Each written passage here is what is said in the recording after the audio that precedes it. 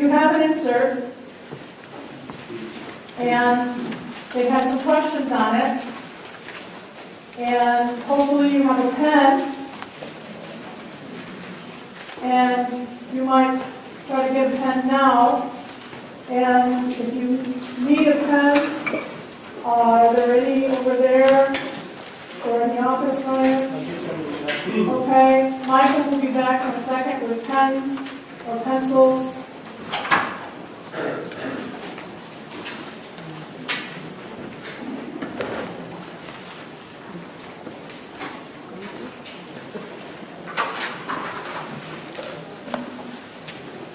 Anybody? Got some hands over here? Thank you, Michael. Just raise your hand so that he can see you. Super.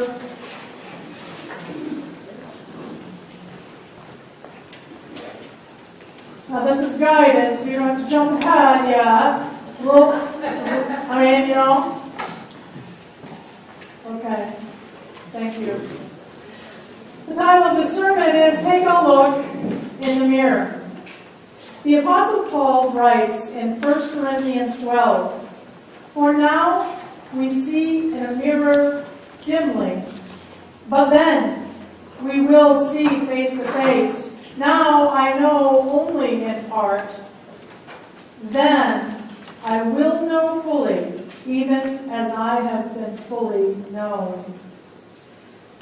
Add this one to the list of my favorite verses. It explains and reassures. We are standing here right now, and we can't know it all. And one day, all shall be revealed.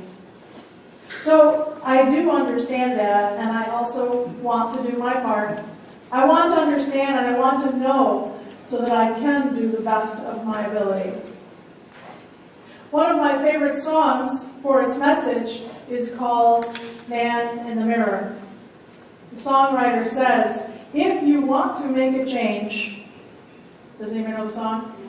What do? Take a look in the mirror. Now, this isn't the change that we all avoid like the flu. I bet you laughed at that one. Yeah. It's not change. It's talking about when you see something that bothers you and you wish it were different. That kind of change. You see, for example, that there isn't enough kindness in the world. The song says, it's up to you to put more kindness into the world. One of my favorite quotes is this. My sister actually gave this to me when I graduated from high school.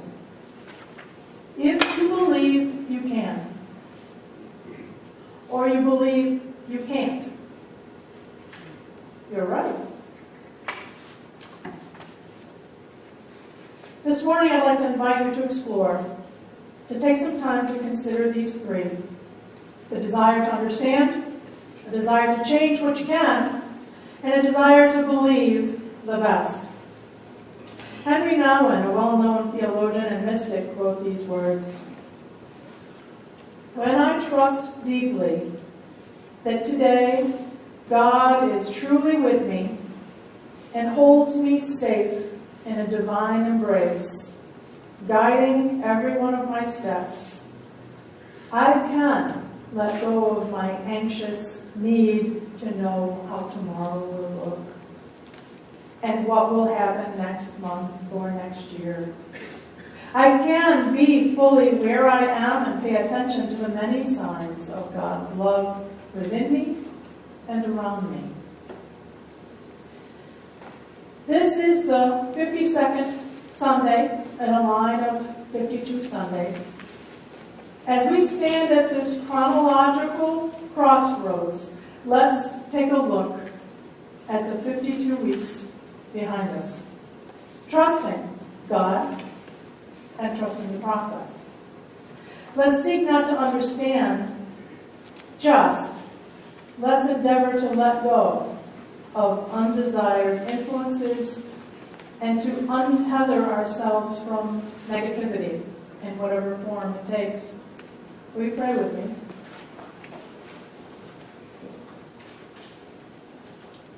Gracious and holy God of wonder, you are the breath of heaven, and we marvel at your care for us. Guide us now as we look deeply into the mirror of our own lives, our own choices, our mistakes, our successes, our shortcomings, and our brilliance. Remind us that the past cannot hurt us, but it can inform us and help us to be more truly who you created us to be. Amen. As you heard this morning, the prophet declared that there was a time for everything under heaven. So in the next few moments, let's take that time and think about the last 52 weeks. Remembering when you were an observer, remembering that now you're just looking back. Try not to judge it. If there's something that you remember that causes you shame or remorse, try to observe it and learn from it. And then let it go. Don't let it pierce you again. If there is something that causes you great sadness, try to observe it and notice the sadness, recognizing that this sadness may be a result of great love. Love is never wasted. True love is never wrong. Be observers.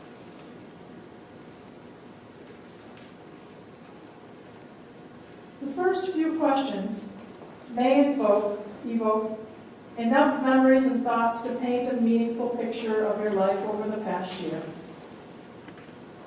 The first question is this: what can I celebrate?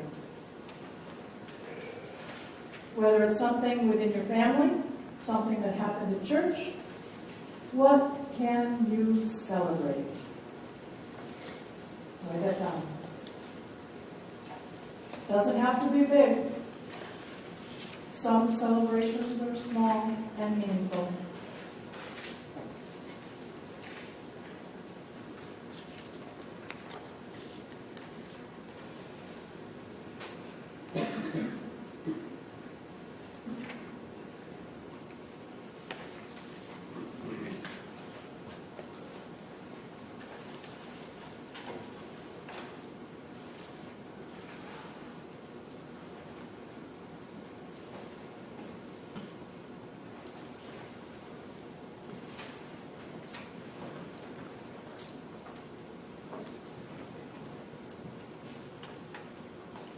The second question: what am I grateful for?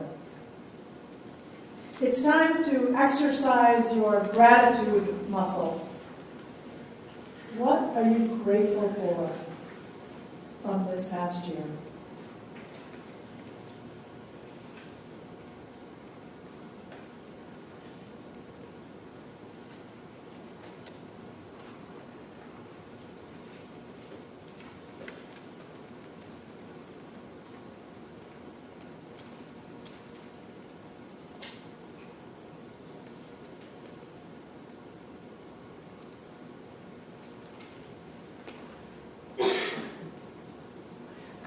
The third question: what has been wonderful and magical about this past year? Could be something that happened at home or at church or where you work. Could be something that happened in your neighborhood or the place where you volunteer. What was something wonderful and magical?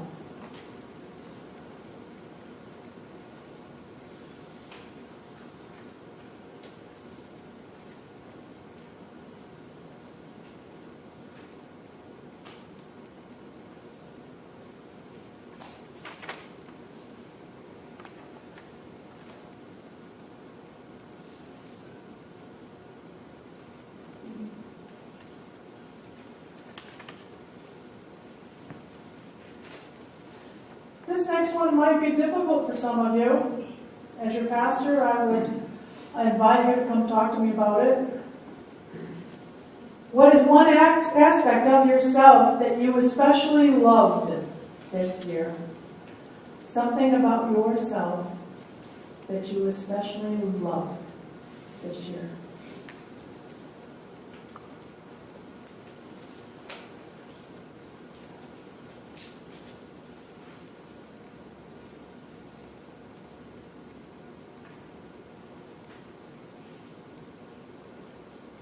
The next question is almost like that. What are you proud of? It's fine to list some of the things that you've accomplished this year, but make sure to dig a little deeper. To notice, and thinking back to Anne-Marie's children's message, why those things were important to you. What you did to be a messenger of God's love this year. What are you proud of?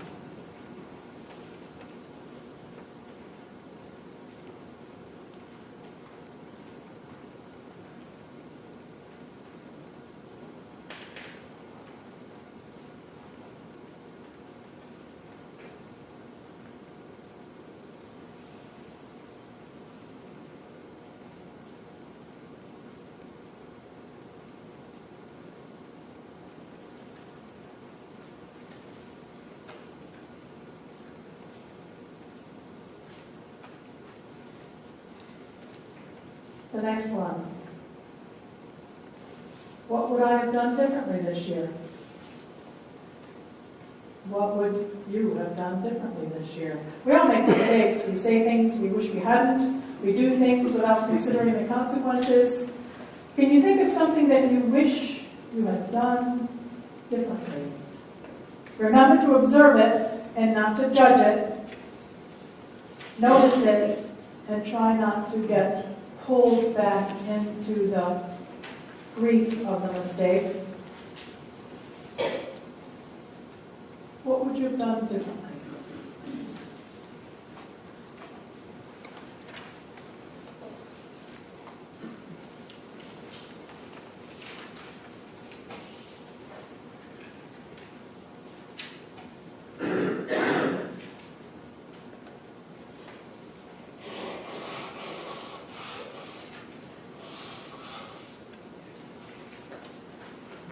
And so, the last question on this side. What do I want to let go of? Chances are there were moments in 2018 that hurt you. There are people that hurt you. As you ponder these difficult moments, remember that carrying negativity of any kind is a weapon that backfires. Resentment and anger never hurt the person you're angry at. They do hurt you. Observe any resentments that you're carrying. Take note of people or incidents that you need to forgive in order to move on.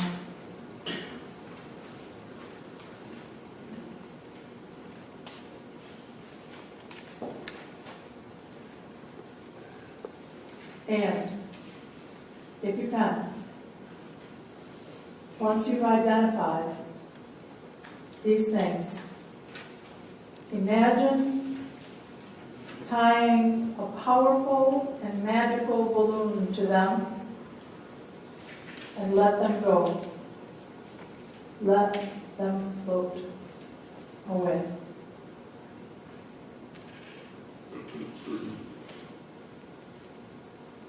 With God's help. Okay.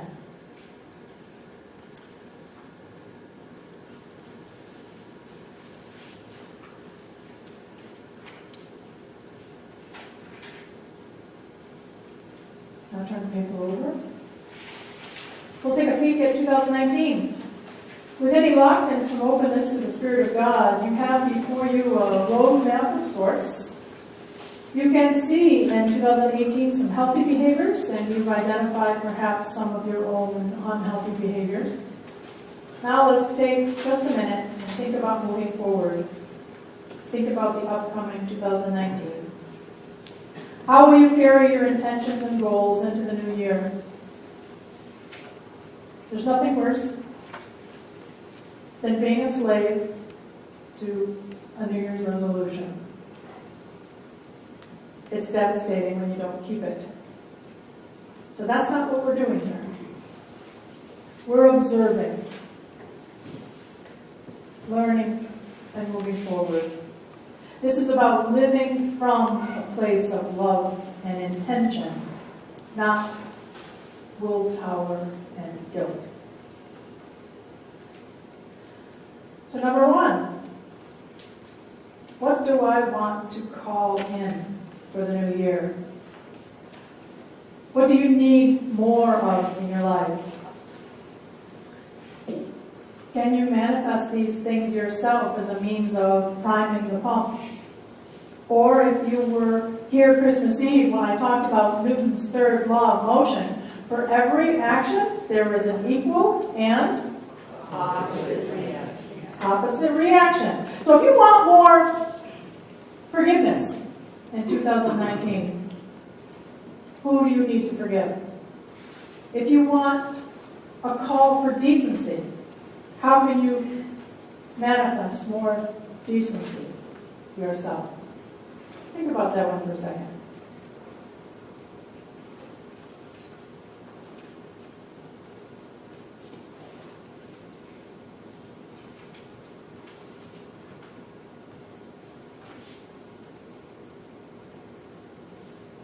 Second question, what advice would you give yourself? Pretend for a moment that you're standing outside of yourself and you're looking at one of God's most precious children. What words of wisdom do you have for them? For you?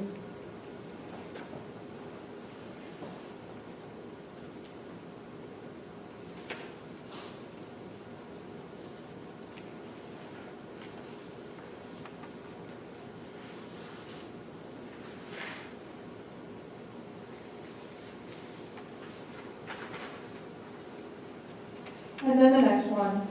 You know what Advent, when we light the Advent wreath, and the first week is the week of hope, and then we talk about peace, and then we talk about joy, and then we talk about love.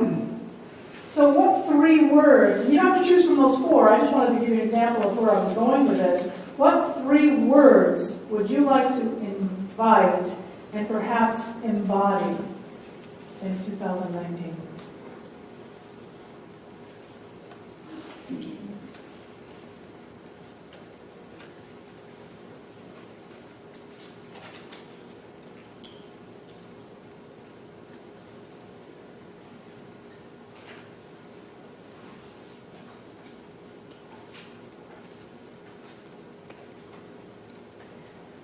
So as we conclude this reflection this morning, I invite you to look at that fourth sentence and consider once more the wonder of gratitude. Gratitude is miraculous. Gratitude works miracles. Write down at least three things that you're grateful for, whether it's for a person at the grocery store who smiled at you, or the air you breathe. No matter what mood you are in, the mere act of being grateful can increase your optimism, making it easier to achieve goals and fulfill your desires.